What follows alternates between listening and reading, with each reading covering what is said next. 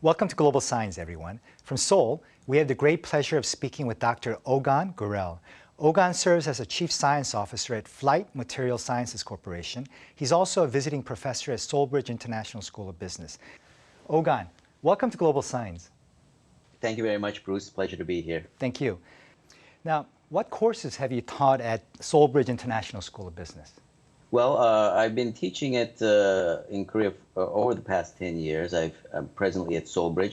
Many courses over the years: cell biology, bioinformatics, mathematical modeling, neuroscience, etc. But the courses I've been teaching at Seoulbridge and also at Daegu are in innovation, fundamentals of innovation, and bioelectromagnetics. Now, the vaccination rate in the U.S. has exceeded 25%, but why are there signs of a fourth resurgence? Well, I think there are three reasons. One is what many people heard about, variants, and we don't know for sure, but the vaccines that are out there may be less effective against some of these variants. The second reason, which I think is more major, is a kind of complacency. I mean, people have been doing the social distancing measures and to some extent in certain countries lockdowns for the past year.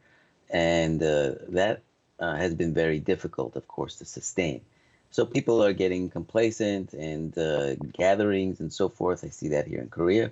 And we have some inklings of a potential wave in Korea and, of course, in the United States. And, without full vaccination, you get complacency, people gathering and so forth. It's just a matter of logic that you're going to get more infections. The third thing I would say is that vaccination is a major solution, but it's not the only one. We need sort of social changes in terms of hygiene and technologies that minimize transmission and so forth, whether it be ventilation or habits. We don't live the same as we did in the Middle Ages when there was a lot of disease rampant. And it's not, we've conquered a lot of diseases, not just from vaccinations, but through a lot of these changes. So those are probably the three major reasons: variants, a certain complacency, and the fact that we have to have more than just vaccination to solve this problem. And recently there seems to be frequent disagreements over such corona-related regulatory guidelines. What is your view? I think, as I mentioned above, we need new ways of thinking. And I'll give you an example.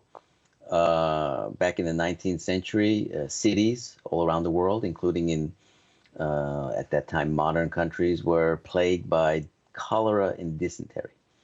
And many cities had open sewers, right? And now we don't have open sewers. We have closed sewers. I mean, that was a kind of lifestyle, if you will, or way of living back then that no longer exists.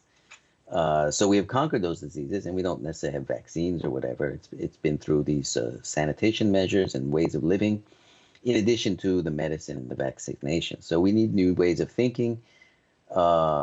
And so, yes, people can travel more, perhaps, but we may not be able to go back to the same way. And so certain types of technologies and sanitation procedures will become part of the future. As the coronavirus continues to mutate, other new viruses will continue to appear. Is there a way for humanity to respond to these viruses when they enter the human population? Well, I think with any problem, not just infectious diseases, awareness is very important. I think before COVID broke, there was a lot of warnings about the possibility of a pandemic. And I think a substantial number of people didn't listen. They didn't care. So we were unprepared, and mainly because we were not really aware. And so I think a greater awareness of this is going to be very important. You don't solve a problem if you don't recognize the problem. And now I hope, people will recognize this problem. Now, the reality is COVID has appeared.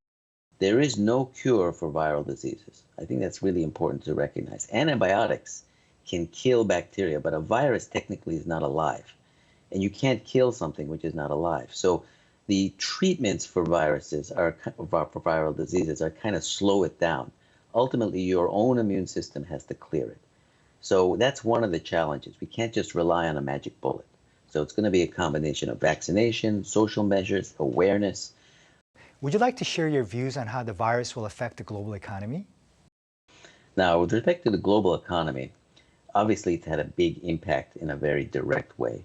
But I remain very confident because these sorts of challenges create innovation. You know, you have to test new ideas, diversity of new ideas, and so forth. So we've innovated a lot when it comes to different ways of interacting, social structures, the vaccines, and so forth. We've innovated a lot, and with innovation comes economic growth. We should be reminded that the Italian Renaissance, which really catapulted Western Europe to primacy, began after the plagues and all that. So I think in the long run, we'll have I don't want to sound, it's been a tragedy, but I think there will be some innovation and hence growth coming out. Dr. Ogangu렐, scholar, author, doctor, thank you so much for being with us today. Thank you, Bruce. It's a pleasure. Thank you so much. Thank you. Thank you. That does it for Global Science this week. Thank you so much for joining us. Until next week, please be safe and healthy.